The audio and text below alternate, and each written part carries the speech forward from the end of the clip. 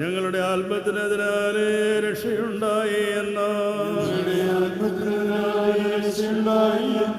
സ്ലീവായെ ഞങ്ങൾ കുമ്പിടുന്നു.